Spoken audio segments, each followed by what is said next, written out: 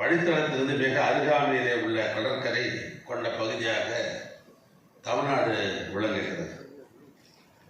தெற்கே நமக்கு உறங்கிய நெருவல் என்று சொல்லப்படுகிற இலங்கை நாடு என்பது அருகிலேயே இருக்கிற ஒரு இயற்கையான அமைப்பாக இது அமைந்திருக்கிறது.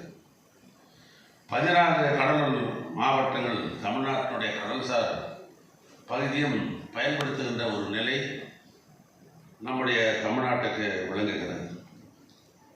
குறிப்பாக தங்கள் வாழ்வாதாரத்துக்கு கடைப்பகுதியிலே குடியிருந்து மீன்பிடி தொழில் போன்றவைகளை இன்றைக்கு மீனவ பெருமக்கள் தன்னுடைய வாழ்வாதாரமாக இந்த தொழிலை இன்றைக்கு நடத்தி கொண்டிருக்கிறார்கள். மீன்பிடி துறைமுகங்கள் என்பது மீன் வளர்ப்பு பண்ணைகள்.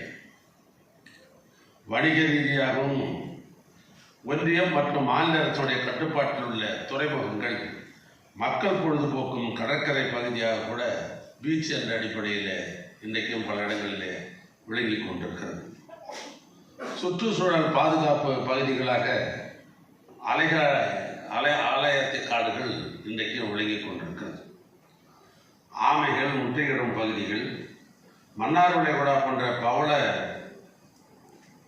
பல பகுதிகள் பாறைகளும் நிறைந்த பகுதியாக இயற்கையாக தமிழ்நாடு அமைந்திருக்கிறது.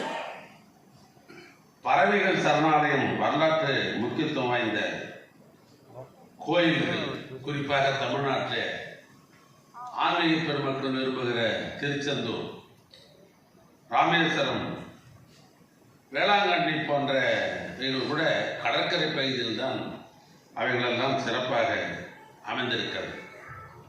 இஸ்லாமிய வழிபாட்டு தலம் என்று சொல்லப்படுகிற நாகூர் கூட கடல் ஒட்டி இருக்கிற பகுதியாகத்தான் தமிழ்நாட்டில் இயற்கையாக அமைந்திருக்கிறது. கலங்கரை விளக்கங்கள் போன்று இவைகளை கூட நாம் குறிப்பிடலாம்.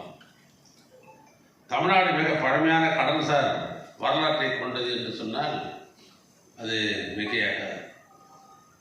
அதைத்தான் இங்கே சிறப்பு விருந்தாக அடுத்து நம்முடைய பாலிவால் அவர்கள் இங்கே குறிப்பிட்டார். 4000 ஆண்டுகளுக்கு முன்னால்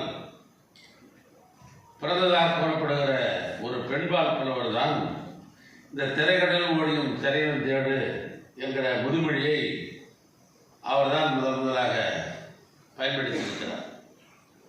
ஆக திரைக்கடல் ஓடி திரையும் தேடு என்று சொன்னால் அந்த காலத்தில் திரைவு என்பது இன்றைய காலத்தில் அது எக்கனாமி, பொருளாதாரம், நிதி என்று பொருள் கொள்ள வேண்டிய சூழ்நிலை.